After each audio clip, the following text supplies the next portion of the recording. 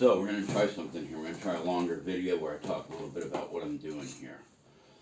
Um, this is going to be another abstract semi-geometric painting. I started with gray acrylic on the canvas as a background. Then I put stripes of gold, copper, and silver over it. I had to do 2 coats of those to get what I wanted. I didn't want any of this to be just like a straight stripe. If I wanted that, I would have used masking paint or masking tape and spray paint to do it. I want it to be irregular. In this painting, that's what I feel like it's what it needs, or that's where I'm beginning. But yeah, I wouldn't, if I was going to do something with absolutely straight lines, I wouldn't try to paint that with a brush. I'd do it with spray paint, acrylic spray paint, and then whatever I do over it, I do over it. This is going to be kind of a geometric thing. I haven't worked out all the details in my head yet. I'm going to talk a little bit about what I'm doing while I'm doing it. So let's start. These are golden fluid acrylics. They're expensive, but they're fluid acrylics and they're really good colors. I paint in oils, acrylic, and watercolor. I've been on an acrylic binge here for the last 2 or 3 months. Acrylics are well suited towards doing this kind of abstract painting. Depends on what you're doing. But most of the artists that I know that do abstract paintings work in acrylics. I'm using a Da Vinci Nova brush here.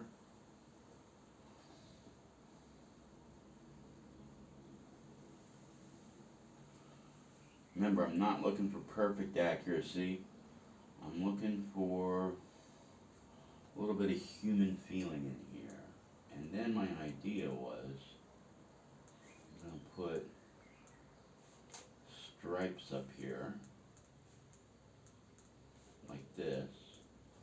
So it's sort of kind of like maybe a wavelength or something. I'm not really sure 100%. I'm going to do this in several colors.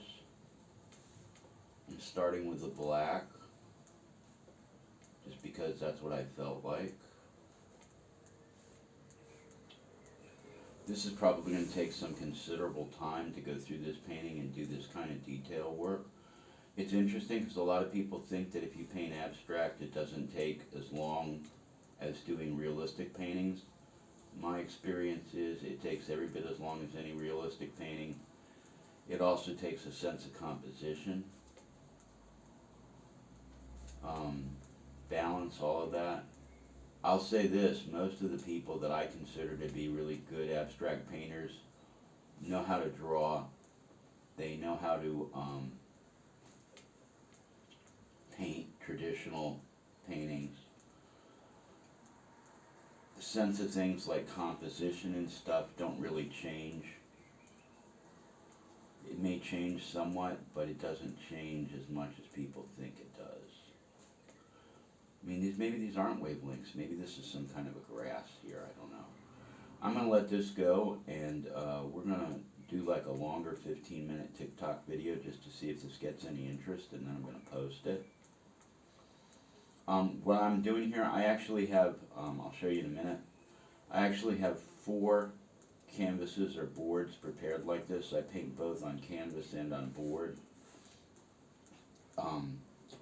They each, I don't really care about the surface. I kind of like boards because they're flat and they don't move at all. So for painting detail, they're quite good if you're doing realistic landscapes. I think we'll do something a little different here. I think we'll take this part way across.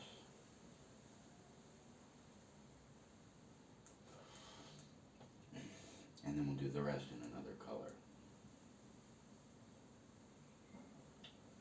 So anyways, I have 4 canvases that are prepared like this.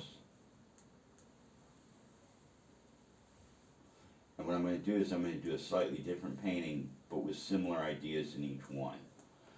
Years ago, I was in the Virginia Tech School of Architecture, 40 years ago. And it was a school, it still is, highly respected school of architecture and design, and it was modeled on the Bauhaus from Dessau. In fact, Walter Gropius's wife, I think it was Walter Gropius's wife, it might have been Mies van der Rohe's wife, was at the opening of Cogo Hall when it opened in the early 70s, the architecture school. And it was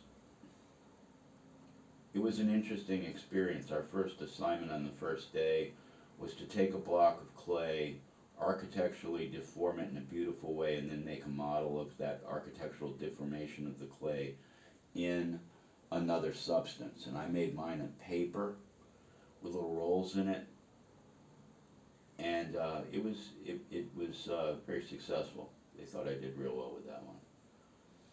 It was a very creative kind of place. The emphasis was on the creativity. But one of the things they taught me there, the reason I got off on this, is because they taught us that if you want to have something of value in anything that you're designing, make 100 of them.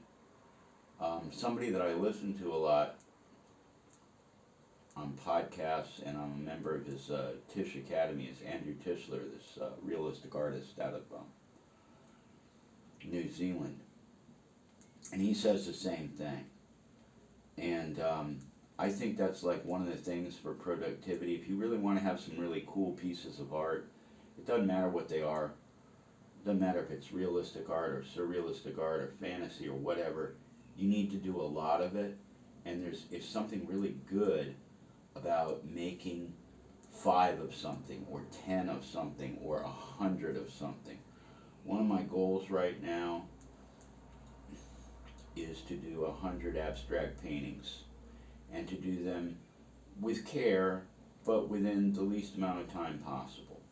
So I'm not going to be so worried about, oh, this is the perfect masterpiece, blah, blah, blah. I'm going to let accidents happen.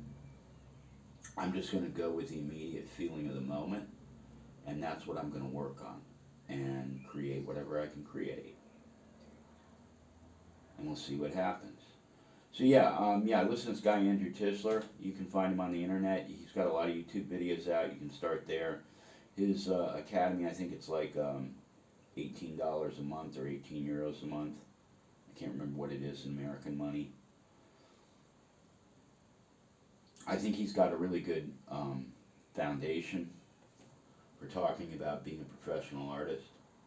There's another guy I watch a lot on YouTube. I haven't bought his like private site. It's 30 euros a month. That's Michael James Smith. He does very cool realistic stuff. I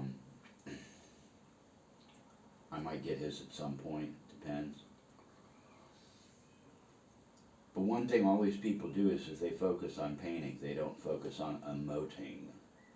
And I think that's one of the problems that so-called normal people think about art. They think this is all about emotion and feelings. There's definitely an emotional thing here, okay? I've had an idea for this kind of a painting for a couple of months now. I actually started something in oils I need to get back to. I needed to let the background dry some before I do the next layer of oil over it. And I started this one with the gold. I wanted to do something that had interesting gold stuff in it, and silver and something like that. And so I've decided to go in a similar direction with that. And then I made all these other canvases that are not the same. They're similar to this, but they're not the same. So I'll end up with a series of 4 or 5 of these paintings. And anytime you do that, that's a positive. I did that when I was doing the what was it? The Sea Beastie series. I ended up making about 25 of those. Same thing with Backwork House series. I ended up making about 25 of those. Doing a series of something always leads you to better places than just doing one off here, one off there. That's not how I would like to work. Other people might be different, man. If you're an artist and you're thinking about how to do this stuff, I would encourage you, first of all, to get on YouTube There is enormous amounts of advice out there from semi-pro and fully professional artists, and it's good advice. And that's a great thing about today's YouTube. There's all kinds of stuff out there that you can use and learn from, and it's on YouTube. It's basically free. Then if you find somebody that you're more interested in, like this gentleman Andrew Tischler, I like his realistic style painting, well then you can get his private channel and learn more from him. But yeah, I think investing time in learning is critical. I see there's a lot of people out there that are doing sort of anime art, which is cool. If you like that, I've tried a little bit of that. It wasn't really my thing, but I've done some stuff with that a long time ago in my sketchbooks. I recommend getting involved with that stuff as much as you can. Alright, so I'm going to post this. Now, what we have here, I'm going to try to show you. That's just the beginning. I'm going to do the same thing up there, but I'm going to turn the canvas the other direction. Oh yeah, and I like working on, when I'm doing these acrylic paintings, I like working flat like this. I find it's a little better. Sometimes I find it's better with UL colors with the realistic paintings. I do have a number of easels. I do use them sometimes, but I like working like that. So I did this, so now I'm going to come back and I'm going to use probably red and yellow, I think. I don't know, maybe red and blue, I'm not sure, and fill in the rest of that. And then we'll see where it goes next. I'm not really sure yet. That's one of the things about when I paint, I don't always know where it's going here. Let me show you this. I don't always know where it's going, but I always see what the next step is. And if I don't see what the next step is, then I wait and I let it soak for a while and think, what could I do the next step with this? Okay, this is one of those paintings, one of those other gold, silver, and copper paintings. I've only done that much so far. I'm just putting in the background stuff right now. Another example of this, I've done the lines in a different direction. So it's going to go in a different direction. So all of these paintings thematically have similarities, but they're all unique. Here's a smaller one. There's going to be a couple of smaller ones. That one's going to go in that direction. There's one that's going to go in the other direction. That gives me some variation to work with, which I find to be useful. And I think, because I still have a bunch of black left, I'm going to work on this. This, again, it started out, I always start out with a background that's some kind of laid down color kind of thing. This was reds, crimsons. And now I'm working on a series of these, and it's evolved into these paramecium or bacteria. And I think there'll be something real interesting to come out of this. I'm looking forward to this. But that's a little taste of how I work. Again, I'm not trying to make real straight lines here. I want some variation. I want some delicacy. And yeah, if you need to do like this kind of line work in acrylic, I tell you what, man, these golden fluid paints, they're perfect for it. There's also something called, what are these things called? High flow acrylics that are even more liquid. That's like ink, acrylic ink. But it doesn't have the coverage always. So I got some of that done. And see, now they start to look like paramecium. And because I've done this in layers, the painting has depth. And it doesn't matter if you're painting landscapes, it doesn't matter if you're painting anything, really. Most paintings and drawings need to have some depth. Now I got an idea here.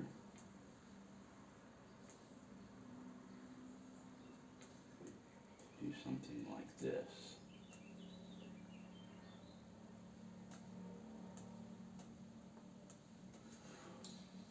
And somebody asked me, whoa, what's the inspiration for this? Well, the inspiration is sort of coming out of the painting itself. I start painting, and then I see, oh, I could do this, oh, I could do that, and then I just keep going. Anyways, that's what works for me, okay? Other people have different systems. That's the beauty of artwork, is that in the end, this is about you, okay, and what's inside of you. I think I mentioned I paint both abstract landscapes and fantasy and other stuff.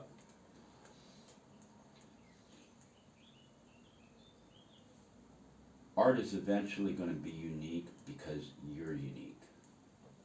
And that's really the cool thing about it. Alright, so I think I'll probably go back and do this same thing here on some of these.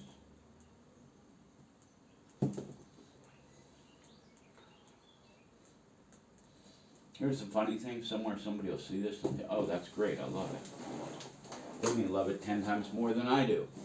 That'd be normal. That happens all the time. Anyways, thanks. See you later.